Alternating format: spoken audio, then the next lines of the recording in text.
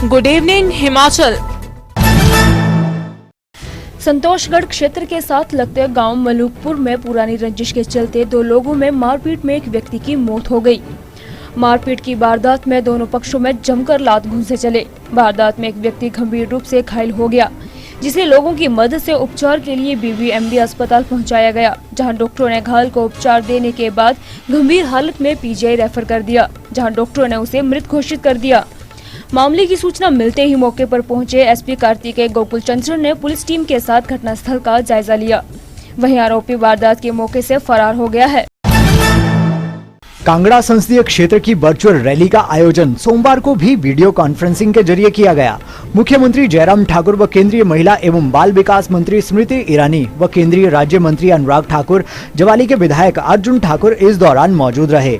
इसमें केंद्रीय महिला एवं बाल विकास मंत्री स्मृति ईरानी एवं मुख्यमंत्री जयराम ठाकुर ने संबोधन कर सरकार द्वारा चलाई गई विकासात्मक नीतियों पर व महामारी के रोकथाम हेतु सरकार द्वारा किए गए प्रयासों के बारे में विस्तार से चर्चा की।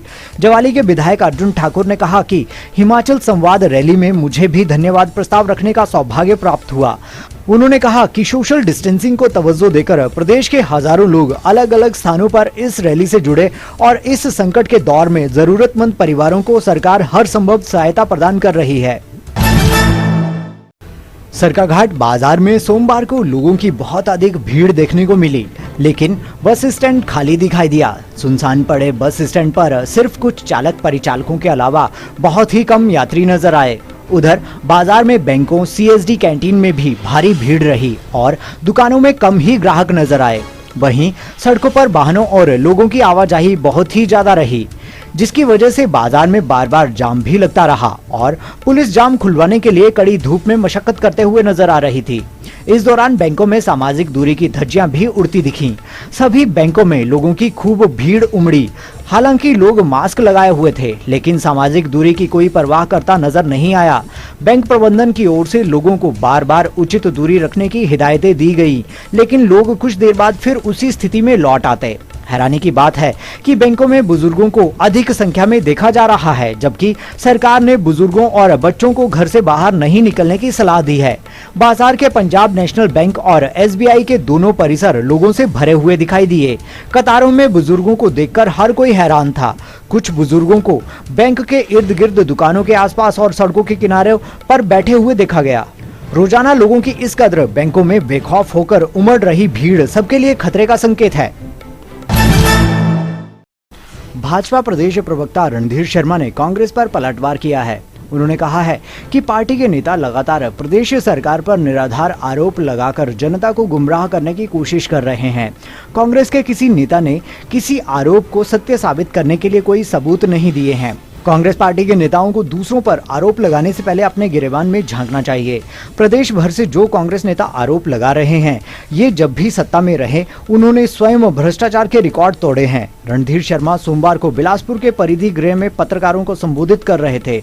उन्होंने कहा कि अखंड भ्रष्टाचार में डूबे हुए कांग्रेस नेता आज तथ्यहीन भ्रष्टाचार के आरोप ईमानदार व संवेदनशील भारतीय जनता पार्टी की सरकार पर लगा रहे हैं, जो कि सरासर गलत है। भाजपा ने कभी भ्रष्टाचार से समझौता नहीं किया है और ना करेगी। सरकार भ्रष्टाचार के प्रति जीरो टॉलरेंस की नीति पर कायम है और जो भी मामले उजागर हुए उनकी जांच करवाई गई है और दोषियों पर कार्रवाई की गई।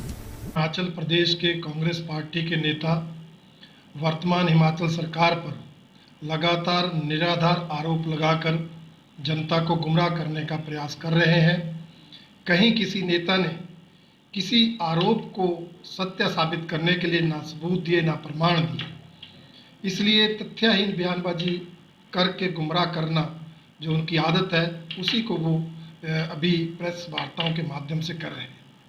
हमारा मानना है कि दूसरों पर आरोप लगाने से पहले कांग्रेस पार्टी के नेताओं को अपने गिरेबान में झांकना चाहिए। ये नेता चाहे कांगड़ा से प्रेस कॉन्फ्रेंस कर रहे हों, चाहे मंडी से, चाहे बिलासपुर से, चाहे शिमला से, सभी कांग्रेसी नेता जब जब इन्हें मौका मिला सत्ता में रहे, इन्होंने खुद भ्रष्टाचार के रिकॉर्ड तोड़े।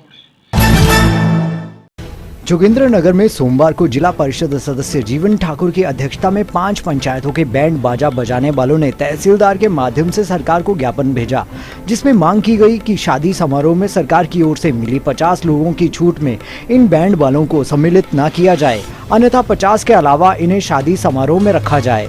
वहीं इन्होंने यह भी मांग की कि जिस तरह सरकार ने प्रवासी मजदूरों व अन्य गरीब लोगों को मुफ्त राशन उपलब्ध करवाया है, तो इन्हें भी उस तरह का राशन उपलब्ध करवाया जाए, क्योंकि लॉकडाउन के बाद से ही इन बैंड बाजे वालों का सारा काम बंद हो गया है। इन्हें परिवार का पालन पोषण करना मुश्किल होता जा रहा है।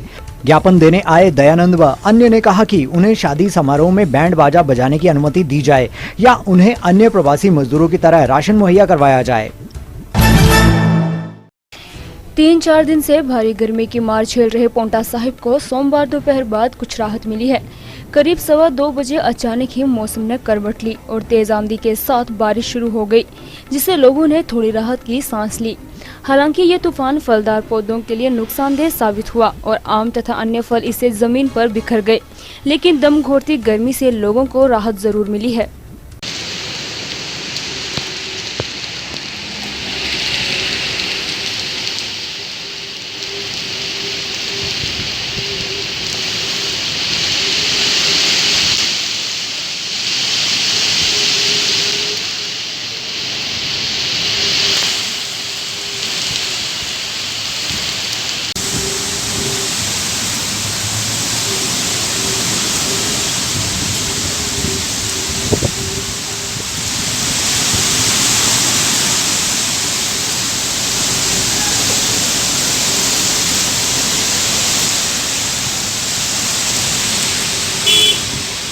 दिव्य हिमाचल टीवी के लिए पोंटा साहिब से दिनेश पुनीर की रिपोर्ट।